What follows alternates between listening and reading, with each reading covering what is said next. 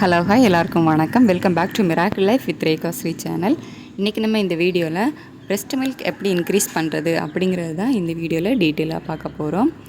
First பார்த்திங்க அப்படின்னா, நம்ம பேபிக்கு ஃபீட் பண்ண ஆரம்பிக்கிறோம் அப்படின்னாலே நார்மலாக நம்ம எடுத்துக்கிற ஃபுட்டை விடையும் கொஞ்சம் கூடுதல் கவனம் தேவை. ஏன்னா நமக்கு வந்து எக்ஸ்ட்ரா கலோரிஸ் அண்ட் ப்ரோட்டீன்ஸ் எல்லாமே வந்து தேவைப்படும். ஸோ நம்ம வந்து கண்டிப்பாக கொஞ்சம் எக்ஸ்ட்ரா ஃபுட்டு வந்து எடுத்துக்கணும். பிரெஸ்ட் மில்க் எப்போ ஸ்டார்ட் ஆகும் அப்படின்னு பார்த்தீங்கன்னா, சில பேருக்கு வந்து பிஃபோர் டெலிவரியே ஒரு 9th மந்த்லலாம் பிரெஸ்ட் மில்க் வர ஸ்டார்ட் ஆகிடும். சில பேருக்கு ஆஃப்டர் டெலிவரி தான் வரும். ஸோ உங்களுக்கு முன்னாடியே வரல அப்படின்னு நினச்சி அதெல்லாம் வந்து ஒரி பண்ணிக்காதீங்க. டெலிவரி ஆனதுக்கப்புறம் ஒரு 1 ஹவர்லேயே பார்த்தீங்கன்னா பிரெஸ்ட் மில்க் வர ஸ்டார்ட் ஆகிடும். ஃபஸ்ட்டு வந்து அதை கொஞ்சம் ப்ரெஸ் பண்ணி அவங்க வந்து வெளியே எடுப்பாங்க. ஸோ அந்த மில்க்கெல்லாம் வந்து பேபிக்கு ரொம்ப இம்பார்ட்டன்ட். ஸோ நீங்கள் வந்துட்டு டெலிவரி ஆகி 1 ஹவர்லேருந்து 2 ஹவருக்குள்ளே கண்டிப்பாக பேபிக்கு வந்து ஃபீட் பண்ணிவிடுங்க. ஃபஸ்ட்டு ஸ்டார்டிங்கில் சப்ளை பார்த்திங்க அப்படின்னா கம்மியாக தான் இருக்கும். ஃபஸ்ட்டு வந்துட்டு ஒரு 2 drops 3 drops அந்த மாதிரி தான் வந்து ஸ்டார்ட் ஆகும். ஸோ அதுக்கப்புறம் ஒரு 5 ml அப்படி கொஞ்சம் கொஞ்சமாக தான் வந்து இன்க்ரீஸ் ஆகும். ஸோ உங்களுக்கு வந்துட்டு கொஞ்சமாக வருது அப்படிங்கிறதுக்காக பேபிக்கு வந்து ஃபஸ்ட்டு ஃபீட் பண்ணாமல் இருக்காதீங்க. நீங்கள் எவ்வளோக்கு எவ்வளவு பேபிக்கு வந்து ஃபீட் பண்ணுறீங்களோ, பேபி சக் பண்ணி குடிக்க ஆரம்பிக்க உங்களுக்கும் வந்து பிரெஸ்ட் மில்க் நல்லாவே வந்து இன்க்ரீஸ் ஆகும். ஸோ நீங்கள் வந்து பேபிக்கு ஃபீட் பண்ணுங்கள். ஃபஸ்ட்டு ஸ்டார்டிங்லலாம் பேபி வந்து அடிக்கடி ஃபீட் பண்ணுற மாதிரி இருக்கும். பட் பார்த்திங்க அப்படின்னா ரொம்பவே வந்து கம்மியான குவான்டிட்டியில் தான் அவங்க வந்து எடுத்துப்பாங்க. ஸோ அவங்க அடிக்கடி ஃபீடிங் வந்து எடுத்துக்கிட்டாலும் குவான்டிட்டி பார்த்திங்கன்னா ரொம்ப கம்மியான அளவில் தான் இருக்கும். ஸோ நீங்கள் ஒரு பக்கம் ஃபீட் பண்ணிக்கிட்டு இருக்கும்போதே அடுத்த பக்கம் பார்த்திங்க அப்படின்னா பால் கட்டிக்கும். ஸோ அந்த மாதிரி கூட இருக்கும். ஸோ அந்த மாதிரி இருக்கும்போதெல்லாம் அதை வந்து கொஞ்சம் ப்ரெஸ் பண்ணி வந்து வெளியே எடுத்துக்கோங்க. ஸோ நம்ம எவ்வளோக்கு எவ்வளோ மில்கை வந்து வெளியே எடுக்கிறோமோ அந்த அளவுக்கு மில்க் சப்ளை வந்து இன்க்ரீஸ் ஆகும். சப்போஸ் உங்களுக்கு ஃபஸ்ட்டு ஸ்டார்டிங்கில் மில்க் எதுவும் வரல அப்படின்னா ஹாஸ்பிட்டல்லே வந்து உங்களோட கைனகாலஜிஸ்ட் பீடியாட்ரிஷியன் இவங்கெல்லாம் பார்த்தீங்கன்னா சில சப்ளிமெண்ட்ரி வந்து சஜஸ்ட் பண்ணுவாங்க. லாக்டோஜன் பவுடர், அதாவது பால் பவுடர் அந்த மாதிரி வந்து சஜஸ்ட் பண்ணுவாங்க பேபிக்கு. அதை தவிர உங்களுக்கு வந்து பிரெஸ்ட் மில்க் இன்க்ரீஸ் பண்ணுறதுக்கு ப்ரொலாக்டின் அப்படின்ற ஹார்மோன் தான் தாய்ப்பாலை வந்து சுரக்க வைக்கும். ஸோ அந்த ஹார்மோன் அளவை வந்து இன்க்ரீஸ் பண்ணுறதுக்கு அவங்க வந்து மெடிசின்ஸ் அந்த மாதிரி வந்து கொடுக்கலாம். பட் நீங்கள் வந்துட்டு உங்களுக்கு மில்க் வந்து ரொம்ப கம்மியாக வருது அப்படின்னு சொல்லிவிட்டு பேபிக்கு வந்து ஃபீட் பண்ணாமல் இருக்காதீங்க. கண்டிப்பாக நீங்கள் வந்து பேபிக்கு ஃபீட் பண்ணுங்கள். ஃபஸ்ட்டு ஒரு 1 மந்த்துக்கு பேபி வந்து ரொம்ப கம்மியான குவான்டிட்டியில் மில்க் எடுத்துக்கிட்டாலும் அதுக்கப்புறம் அவங்க கொஞ்சம் கொஞ்சமாக வளர ஆரம்பிக்கும்போது நிறைய மில்க் வந்து எடுத்துப்பாங்க.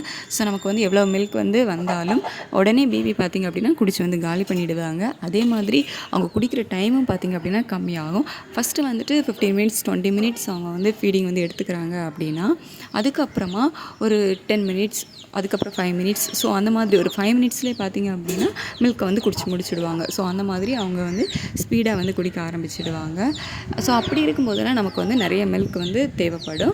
ஸோ அந்த மாதிரி வந்து நம்ம எப்படி அந்த சப்ளையை வந்து இன்க்ரீஸ் பண்ணலாம், சில ஃபுட்டு மூலமாக அந்த சப்ளையை வந்து இன்க்ரீஸ் பண்ணலாம், என்னென்ன ஃபுட்டு வந்து எடுத்துக்கலாம், நான் வந்து என்னோடய பிரெஸ்ட் மில்க்கை வந்து இன்க்ரீஸ் பண்ணுறதுக்கு எந்த மாதிரி ஃபுட் எடுத்துக்கிட்டேன் அப்படிங்கிறதையும் உங்கள் கூட அன்றைக்கி ஷேர் பண்ணிக்கிறேன்.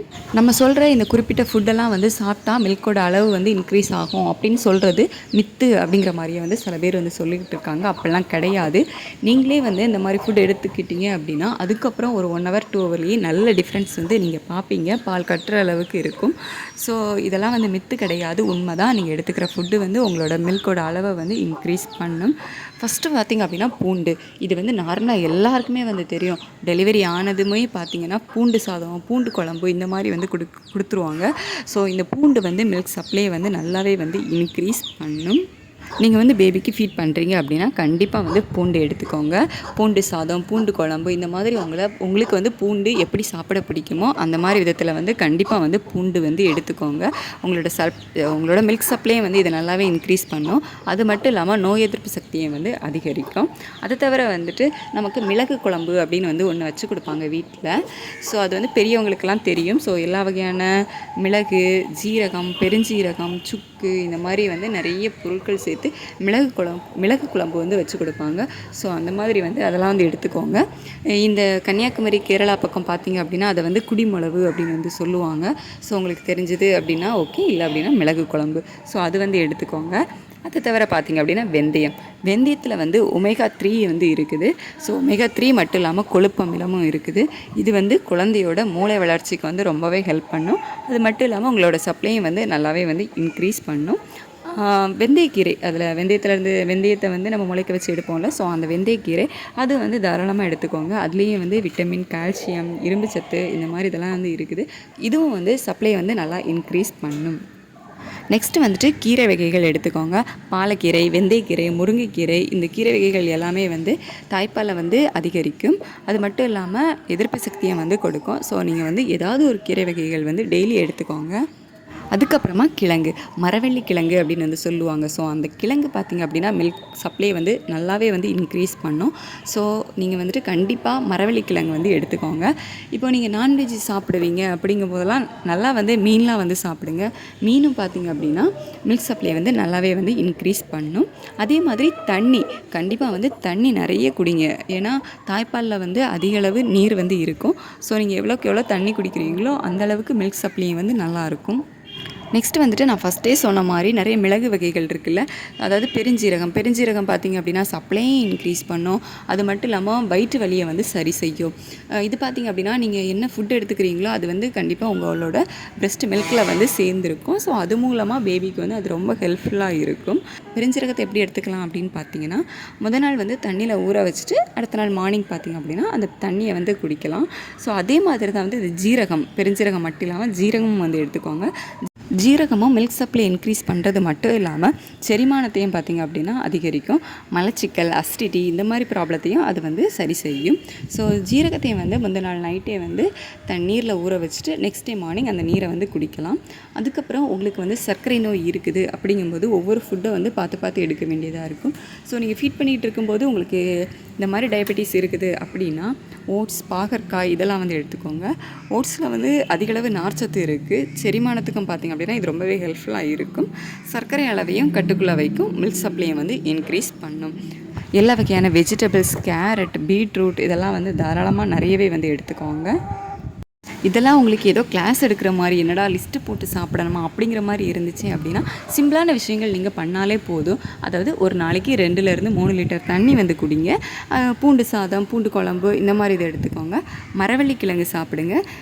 நீங்கள் வந்து நான்வெஜ்ஜாக இருக்கீங்க அப்படிங்கும்போது மீன் வகைகள் வந்து எடுத்துக்கோங்க. நான் பார்த்திங்க அப்படின்னா மெயினாக இந்த 3 விஷயமும் கண்டிப்பாக வந்து நான் ஃபாலோ பண்ணேன்.